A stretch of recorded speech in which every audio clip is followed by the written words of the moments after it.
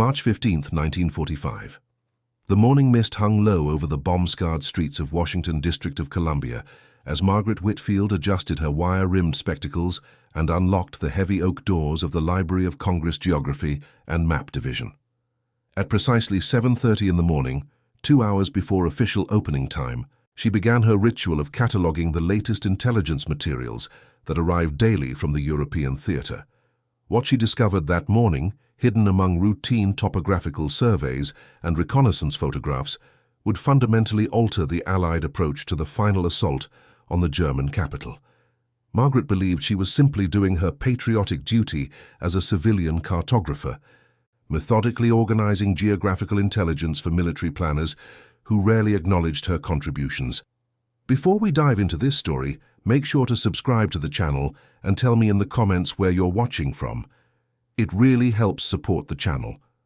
What Margaret could never have imagined was that her meticulous attention to detail and encyclopedic knowledge of European geography would uncover a forgotten medieval trade route that would become the key to avoiding a catastrophic urban siege, ultimately saving thousands of Allied lives in the final weeks of the conflict. Margaret Whitfield had earned her reputation as the most thorough cartographer in the Library of Congress through 15 years of painstaking work. Her colleagues often joked about her obsessive attention to detail, but none could deny that her geographical analyses had proven invaluable since America entered the conflict in 1941. At 42 years old, she possessed an almost photographic memory for European terrain, accumulated through decades of studying historical maps, trade routes, and geographical surveys that dated back to the medieval period. Her office, tucked away in the basement level of the Jefferson Building, resembled a cartographer's paradise. Floor-to-ceiling shelves contained over 3,000 maps, organized by region, period, and scale. Her desk, a massive mahogany surface inherited from a predecessor, displayed multiple magnifying glasses, precision rulers, and color-coded pencils that she used to mark significant geographical features. The walls were covered with detailed maps of Europe, each annotated with her careful handwriting, noting elevation changes, river crossings, and historical significance of various routes. On this particular morning, Margaret received a shipment of materials that immediately caught her attention. Among the standard reconnaissance photographs and German defensive positions maps, she discovered a collection of pre-war German geological surveys that had been captured during the recent Allied advances across the Rhine River. These surveys, created between 1935 and 1939 for civilian infrastructure projects, contained unprecedented detail about the terrain surrounding Berlin that military planners had not previously possessed. As Margaret spread the surveys across her desk, she noticed something peculiar. The German engineers had documented a series of elevated ridges and natural drainage channels northeast of Berlin that formed what appeared to be a continuous corridor of firm ground through otherwise marshy terrain. More intriguingly, when she compared these geological features to her collection of medieval trade maps, she realized that this corridor corresponded exactly to an ancient salt trade route that had connected Baltic ports to Central European markets during the 14th and 15th centuries. The significance struck her immediately. Current Allied intelligence indicated that German defensive preparations focused on the expected approach routes from the west and south, where tank formations could advance across relatively open terrain. Military planners anticipated fierce resistance along these obvious avenues, with German forces concentrated in prepared defensive positions that would require costly frontal assaults to overcome. However, this northeastern approach through the medieval trade route offered several strategic advantages that no one had considered. The elevated terrain would support heavy equipment even during spring thaw conditions that typically made the region impassable. The natural screening provided by existing forests would conceal troop movements from German observation posts. Most importantly, German defensive preparations appeared to be minimal along this route, apparently because their own military analysts had dismissed the area as unsuitable for large-scale operations. Margaret spent the next 6 hours cross-referencing the geological surveys with every historical map in her collection. She consulted medieval trade guild records that documented the specific path merchants had used to transport salt, amber, and furs between Hamburg and Berlin. She examined 19th-century Prussian military maps that showed how engineers had gradually abandoned maintenance of this route as railroad construction made the traditional roads obsolete. By afternoon, she had compiled comprehensive documentation proving that this forgotten pathway could support a substantial military force.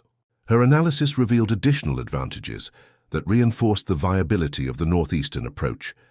The route included 3 ancient bridge crossings over major rivers, all of which remained structurally sound, according to recent German engineering reports. The pathway passed through several small villages that could provide billeting for troops and storage for supplies. Perhaps most significantly, the route would allow Allied forces to approach Berlin from a direction that placed them between the German capital and potential retreat routes toward the Baltic ports. Margaret understood that her discovery required immediate attention from military planners, but she also recognized the bureaucratic challenges she faced. As a civilian employee, she had no direct contact with operational commanders. Her usual procedure involved submitting geographical analyses to the Military Intelligence Division, where they would be reviewed by junior officers before potentially reaching decision-makers. This process typically required several weeks, time that might prove crucial given the rapidly evolving situation in Europe. Instead, she decided to contact Colonel James Richardson, the senior military liaison assigned to coordinate intelligence sharing between civilian agencies and operational units. Richardson, a career intelligence officer who had spent considerable time in Europe before the conflict, possessed both the authority and the geographical knowledge necessary to appreciate the significance of her findings. Margaret prepared her presentation with characteristic thoroughness. She created a detailed map showing the proposed route overlaid on current German defensive positions. She compiled historical documentation proving the route's viability during various weather conditions. She calculated approximate travel times for different types of military units and identified optimal locations for supply depots and communication centers. Her analysis filled 47 pages of detailed charts, maps, and supporting documentation. When Colonel Richardson arrived at her office the following morning, his initial skepticism quickly transformed into intense interest. As Margaret guided him through her analysis, pointing out specific geographical features and historical precedents, Richardson began to grasp the revolutionary implications of her discovery. "Miss Whitfield," Richardson said, studying the medieval trade maps through her magnifying glass, "you're suggesting that we could approach Berlin along a route that has been essentially forgotten for over a century." "Not forgotten, Colonel," Margaret replied, adjusting her spectacles as she indicated specific markings on the geological survey. "Simply overlooked. The German engineers who created these surveys were focused on civilian infrastructure projects. They documented the geological stability of this region without recognizing its potential military significance. When you combine their data with historical usage patterns, the route becomes not only viable, but advantageous." Richardson spent 3 hours examining every aspect of Margaret's analysis. He questioned her assumptions about load-bearing capacity, challenged her estimates of travel times, and tested her knowledge of seasonal weather patterns that might affect operations. Margaret responded to each inquiry with precise documentation and supporting evidence from her historical sources. The colonel's military training had taught him to approach unconventional proposals with skepticism, but Margaret's thoroughness gradually convinced him that her analysis warranted serious consideration. Her geographical expertise, combined with access to historical sources that military planners lacked, had produced insights that could fundamentally alter operational planning. "The potential advantages are significant," Richardson acknowledged, rolling up one of the geological surveys. "But implementing such a plan would require convincing senior commanders to abandon conventional approaches in favor of a route that hasn't been used for military purposes in living memory." Margaret nodded, understanding the institutional resistance her proposal would face. "Colonel, I've spent 15 years studying European geography, and I've never encountered a situation where historical knowledge could provide such a clear operational advantage. The German military planners have made the same assumption as everyone else, that the northeastern approach is impractical. That assumption represents our opportunity." Richardson recognized that Margaret's discovery required immediate escalation to the highest levels of military command. However, he also understood that presenting such an unconventional proposal required careful preparation and strategic timing. Senior commanders, particularly those focused on ongoing operations, would need compelling evidence to consider abandoning established plans in favor of an untested alternative. Over the next week, Richardson worked with Margaret to refine her analysis and address potential objections that military planners might raise. They collaborated on operational scenarios that demonstrated how the northeastern route could support different types of military formations. They identified specific logistical requirements and potential challenges that commanders would need to address. They prepared contingency plans for various weather conditions and defensive responses that German forces might employ. Their collaboration revealed additional advantages that Margaret's initial analysis had not fully explored. The northeastern approach would allow Allied forces to establish supply lines that remained protected from German artillery and air attacks that threatened more direct routes. The route provided multiple opportunities for deception operations that could convince German commanders that the main assault would come from conventional directions.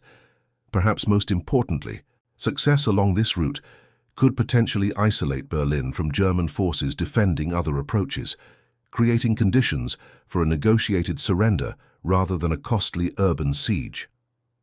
Richardson arranged a presentation to the Joint Chiefs of Staff Intelligence Committee, recognizing that Margaret's civilian status and geographical expertise would actually strengthen her credibility. With senior officers who had grown frustrated with conventional military assessments that consistently underestimated German defensive capabilities, the presentation took place in the Pentagon's secure briefing room on March 28, 1945. Margaret faced an audience that included 3 generals, 2 admirals, and a dozen senior staff officers responsible for European operations planning. Despite the intimidating setting, her years of academic presentations had prepared her for skeptical audiences who demanded rigorous evidence and logical reasoning. General Harrison Matthews, the committee chairman, opened the session with undisguised skepticism. "Miss Whitfield, you're proposing that we fundamentally alter operational plans based on historical maps that predate modern military technology by several centuries. What makes you confident that medieval trade routes remain relevant to contemporary warfare?" Margaret responded with calm authority, activating the slide projector that displayed her carefully prepared maps. "General, the fundamental geography hasn't changed. Medieval merchants used this route because it provided firm ground, reliable water sources, and defensible positions during their journeys. Those same geographical advantages apply to modern military operations, particularly when combined with current intelligence about German defensive preparations." She guided the committee through her analysis systematically, addressing each potential concern with specific evidence and documentation. When officers questioned the route's capacity for heavy equipment, she presented German geological data proving adequate load-bearing strength. When they worried about supply lines, she demonstrated how the historical trade infrastructure could support modern logistical requirements.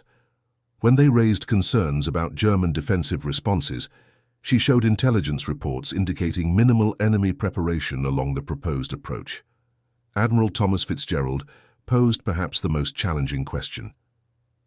"Miss Whitfield, even assuming this route is geographically viable, what evidence suggests that German commanders have overlooked the same possibilities you've identified?" Margaret had anticipated this crucial point. She displayed a series of captured German planning documents that Colonel Richardson had obtained through intelligence channels. "Admiral, these documents show German defensive preparations concentrated along traditional approach routes. Their engineering surveys identify the northeastern region as unsuitable for large-scale operations because they focused on conventional military doctrine rather than historical precedent. They've made the same assumptions that our own planners made until we examined the historical evidence." The committee's initial skepticism gradually transformed into serious interest as Margaret addressed each concern with documented evidence and logical analysis. General Matthews, who had commanded operations in the European theater, began to recognize the strategic implications of her proposal. "The potential advantages are substantial," Matthews acknowledged. If we could approach Berlin from an unexpected direction, while German forces remain concentrated along anticipated routes, we might achieve tactical surprise on a strategic scale. The question becomes whether we're willing to commit substantial resources to an approach that hasn't been tested under modern conditions. Margaret understood that military commanders required confidence in their decisions, particularly when those decisions involved thousands of lives and critical strategic objectives. She had prepared one final element of her presentation specifically to address this concern. "Gentlemen," she said, activating her final slide, "I propose a limited reconnaissance operation to verify the route's current condition. A small advance team could traverse the pathway, assess its current viability, and identify any obstacles that would prevent larger operations. This approach would provide operational verification without committing substantial resources until we confirm the route's practicality." The suggestion resonated with the committee's preference for graduated risk assessment. Rather than betting everything on historical analysis, they could test Margaret's conclusions with minimal exposure while maintaining operational security. Colonel Richardson supported the proposal with operational details that addressed practical implementation challenges. "We could deploy a reconnaissance team under cover of routine patrol activities.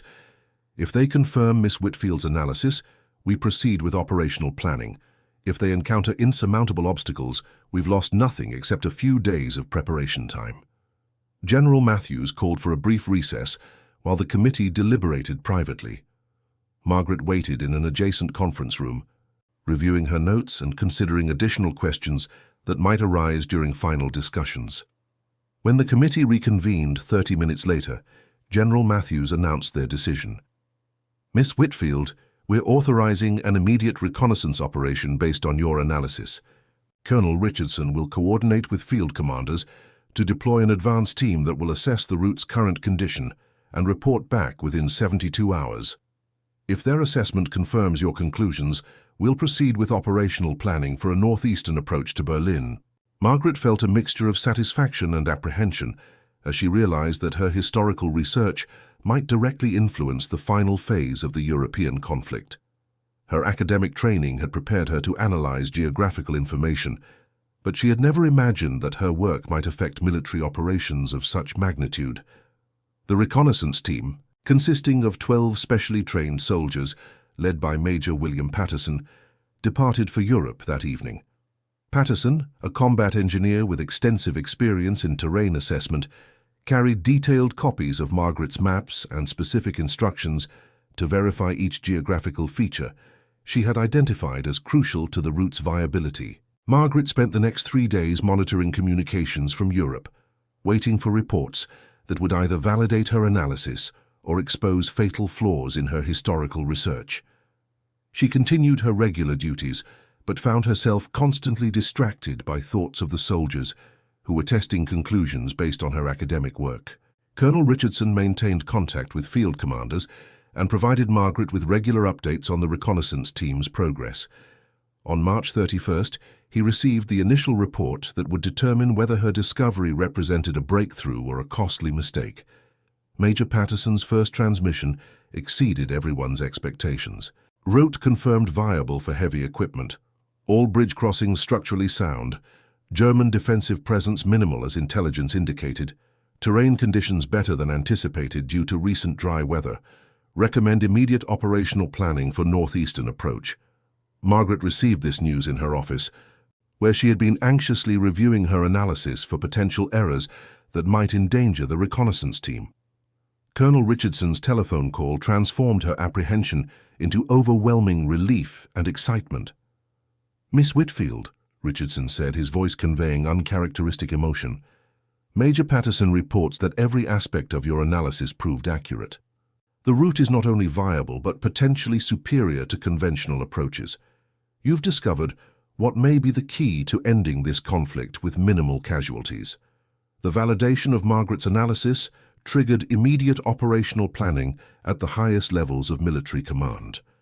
General Dwight Eisenhower, the supreme Allied commander in Europe, received briefings on the northeastern approach and authorized preliminary preparations for what would become known as Operation Historical Path, named in recognition of Margaret's contribution.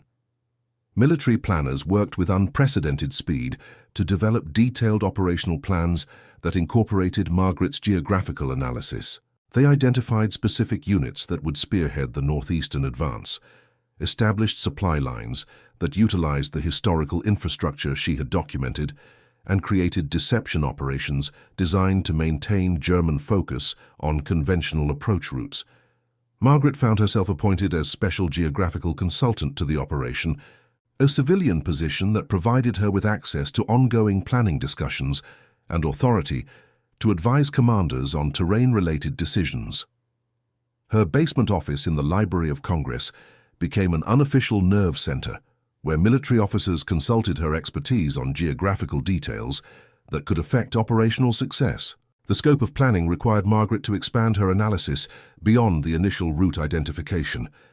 Military commanders needed detailed information about every geographical feature that might influence troop movements, supply operations, and defensive preparations.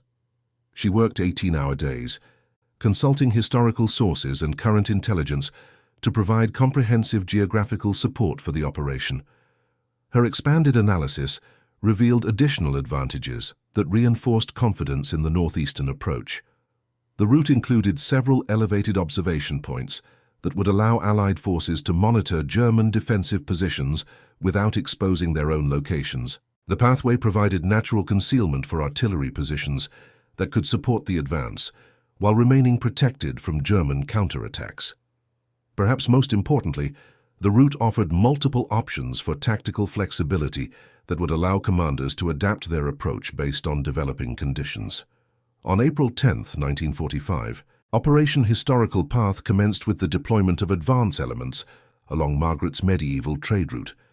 The initial movements proceeded exactly as her analysis had predicted, with Allied forces advancing through terrain that provided both tactical advantages and strategic surprise.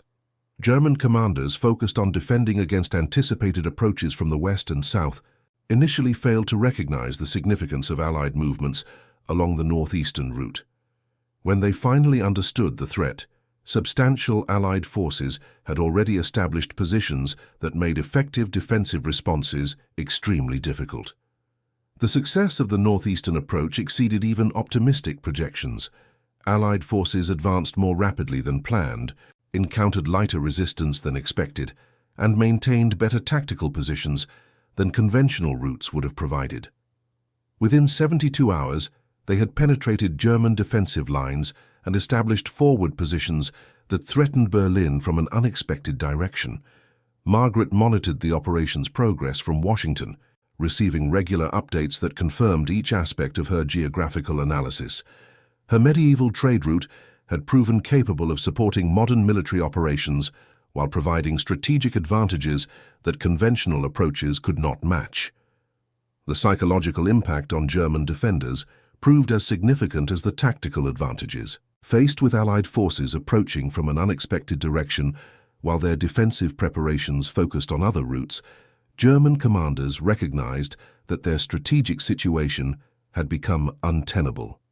Rather than conducting a costly defense of Berlin that would have devastated the city and caused enormous casualties on both sides, they began considering alternatives that might preserve both the capital and the population. On April 15th, exactly 1 month after Margaret had discovered the forgotten route in her basement office, German military leaders initiated contact with Allied commanders to discuss terms for ending the conflict. The northeastern approach had not only provided tactical success, but had created conditions that made negotiated resolution possible. Margaret learned of these developments through Colonel Richardson, who had become her primary contact with operational commanders. His telephone call came at 6:30 in the evening, as she was preparing to leave her office after another long day of supporting the operation. "Miss Whitfield," Richardson said, his voice filled with amazement, "German representatives have requested negotiations. Your medieval trade route didn't just provide us with a tactical advantage. It gave us the strategic position necessary to end this conflict without devastating Berlin." The realization that her historical research had contributed to ending the European conflict overwhelmed Margaret with emotions she had never experienced. her academic work, motivated by intellectual curiosity and patriotic duty, had directly influenced events that would shape the post-conflict world. The negotiations proceeded rapidly, with German military leaders recognizing that their strategic position had become impossible to defend. The northeastern approach had demonstrated Allied capability to strike from unexpected directions, while German forces remained committed to defending anticipated routes. Rather than prolonging a conflict they could not win while risking destruction of their capital city, they chose to pursue negotiated resolution. On April 20, 1945, German military commanders formally surrendered to Allied forces, ending the European phase of the global conflict. Margaret watched the announcement from her office in the Library of Congress, surrounded by the historical maps and geographical surveys that had led to her transformative discovery. Colonel Richardson visited her office that evening to personally thank her for contributions that military leaders were only beginning to fully appreciate. Her geographical expertise had not only identified a superior operational approach, but had created conditions that allowed the conflict to end with far fewer casualties than anyone had anticipated. "Miss Whitfield," Richardson said, settling into the chair across from her desk, "military historians will study this operation for decades. Your ability to recognize the contemporary relevance of historical geographical knowledge represents a fundamental breakthrough in intelligence analysis. You've demonstrated that academic expertise can provide strategic advantages that conventional military thinking might never discover." Margaret reflected on the extraordinary chain of events that had transformed her routine cataloging work into a contribution of historical significance. Her obsessive attention to detail, the characteristic her colleagues had often mocked, had proven essential to recognizing patterns and connections that others had overlooked. The post-conflict analysis revealed the full scope of what Margaret's discovery had achieved. Military planners calculated that conventional approaches to Berlin would have required weeks of urban combat that could have resulted in tens of thousands of casualties on both sides. The northeastern route had not only avoided this devastation, but had created strategic conditions that made negotiated resolution possible. General Matthews, who had initially expressed skepticism about Margaret's proposal, wrote her a personal letter acknowledging that her geographical analysis had fundamentally altered the trajectory of historical events. He recommended her for civilian honors that recognized contributions to military success, noting that her work represented the finest example of academic expertise serving national objectives.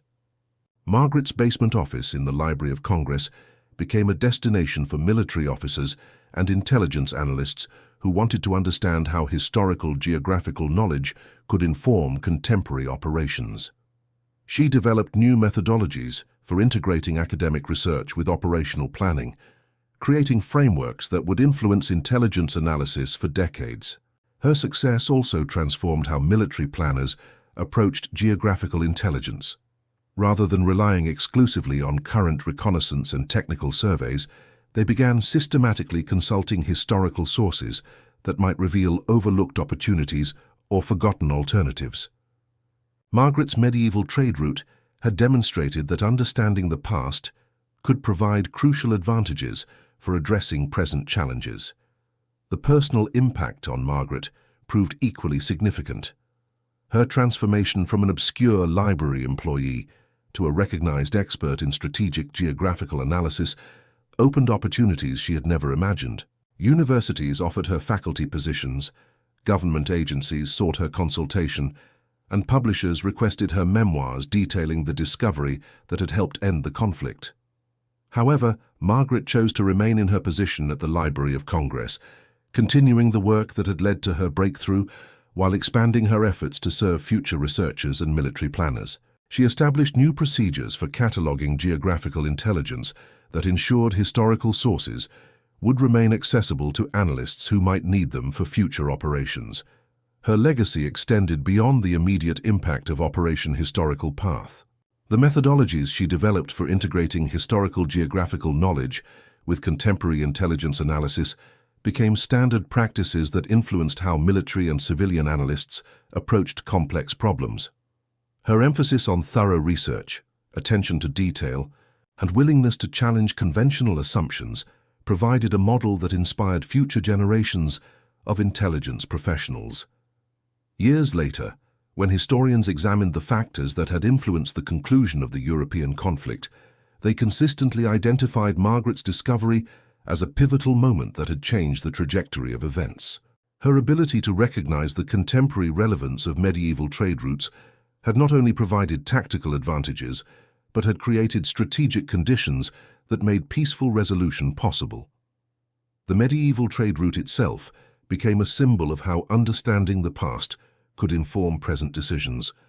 The pathway that had once carried salt and amber between Baltic ports and Central European markets had ultimately carried Allied forces toward a conclusion that preserved both lives and cities that might otherwise have been lost.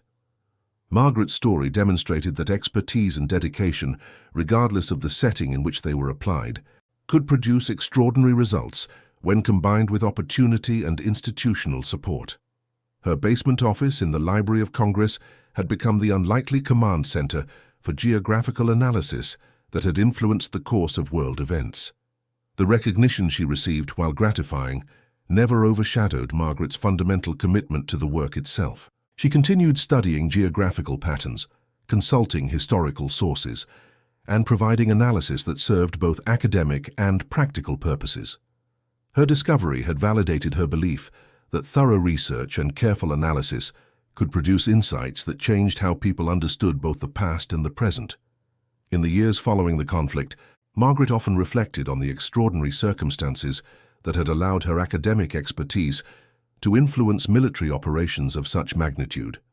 Her obsessive attention to detail, combined with institutional structures that valued civilian expertise and military leaders willing to consider unconventional approaches, had created conditions where historical knowledge could provide contemporary strategic advantages. The northeastern approach to Berlin, guided by a medieval trade route and discovered by a librarian's meticulous research, had demonstrated that understanding geography and history could be as powerful as any military technology. Margaret's contribution proved that victory sometimes depended not on superior equipment or tactical brilliance, but on the ability to see familiar problems from entirely new perspectives. And that concludes our story. If you made it this far, please share your thoughts in the comments. What part of this historical account surprised you most? Don't forget to subscribe for more untold stories from World War II, and check out the video on screen for another incredible tale from history. Until next time.